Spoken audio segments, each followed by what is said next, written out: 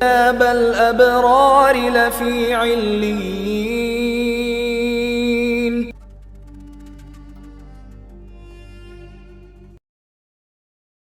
حي على الصلاة حي على الفلاح. السلام علیکم ورحمۃ اللہ وبرکاتہ۔ رسول اکرم صلی اللہ علیہ وبارک وسلم سے رکوع میں درج ذیل دعائیں ثابت ہیں، لہٰذا ان میں سے کوئی دعا کم سے کم 3 مرتبہ یا تمام ہی پڑھ لیں۔ رسول اکرم صلی اللہ علیہ وبارک وسلم یہ دعا پڑھتے تھے: سبحان ربی العظیم، پاک ہے میرا رب العظیم۔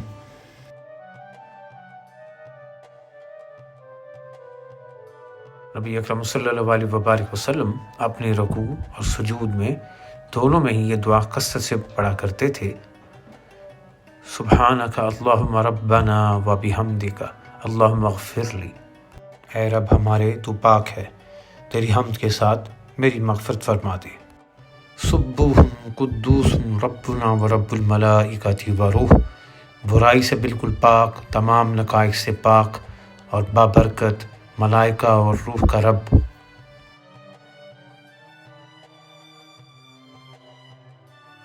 رسول اکرم صلی اللہ علیہ وبارک وسلم رکوع سے سر مبارک اٹھاتے تو دونوں ہاتھ کندھوں تک اور کبھی کانوں تک اٹھاتے اور یہ پڑھتے: سمیع اللہ لمن حمیدہ ربنا ولک الحمد۔ سن لی اس کی فریاد جس نے بھی اس کی حمد بیان کی، اے رب ہمارے اور ہم تیرے ہی لیے ہے۔ افضل یہی ہے کہ مقتدی بھی نماز میں امام کے پیچھے یہ دعا پوری ہی پڑھے۔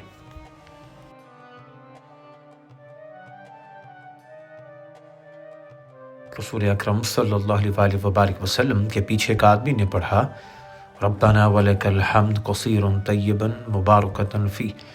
اے رب ہمارے اور حمد تیرے لیے، حمد بہت زیادہ پاک و مبارک۔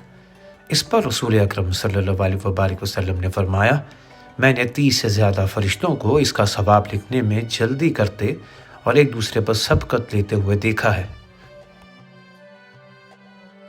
قوما میں ہاتھ سیدھے چھوڑنے پر امت کا اجماع ہے، بلکہ ارکان نماز میں ہاتھوں کی سنت حالت بتانے والی حدیث میں بھی اس کا اشارہ ملتا ہے۔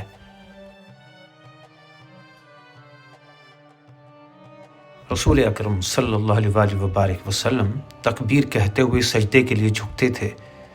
آپ صلی اللہ علیہ وبارک وسلم فرماتے: مجھے 7 ہڈیوں پر سجدہ کرنے کا حکم دیا گیا ہے: پیشانی، ناک، 2 ہاتھ، 2 گھٹنے اور 2 پاؤں۔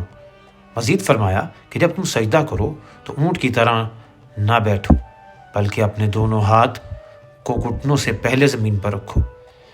سجدے میں جاتے وقت پہلے گھٹنے اور پھر ہاتھ رکھنے والی حدیث کی سند شریک بن عبداللہ قاضی کی تدلیس کی وجہ سے ضعیف اور اس کے تمام شواہد بھی ضعیف ہیں۔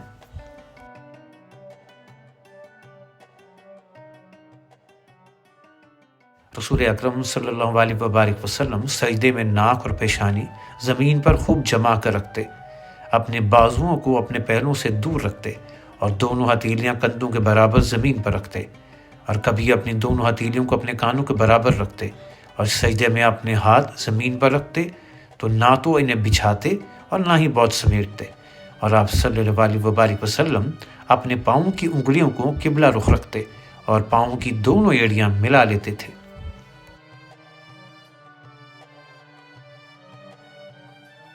رسول اکرم صلی اللہ علیہ وبارک وسلم حکم فرماتے: سجدے میں اعتدال کرو، کتے کی طرح بازو نہ بچھاؤ، اپنی ہتھیلیاں زمین پر رکھو اور کوہنیاں اٹھا لو۔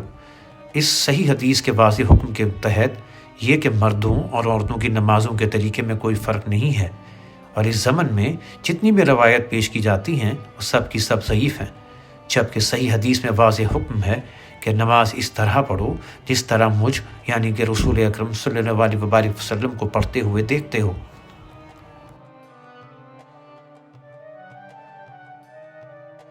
رسول اکرم صلی اللہ علیہ وبارک وسلم تکبیر کہہ کے سجدے سے سر مبارک اٹھاتے اور جلسہ میں اپنا بایاں پاؤں بچھا کر اس پر بیٹھ جاتے۔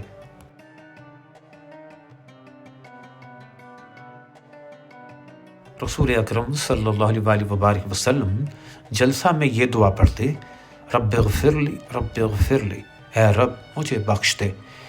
رب اغفر لی کے بعد یہ دعا پڑھنا بھی بالکل صحیح ہے، اللہم اغفر لی وارحمنی واہدینی وعافینی وارزقنی، اے رب مجھے بخش دے اور مجھ پر رحم فرما اور میری رہنمائی فرما اور مجھے عافیت میں رکھ اور مجھے رزق عطا فرما۔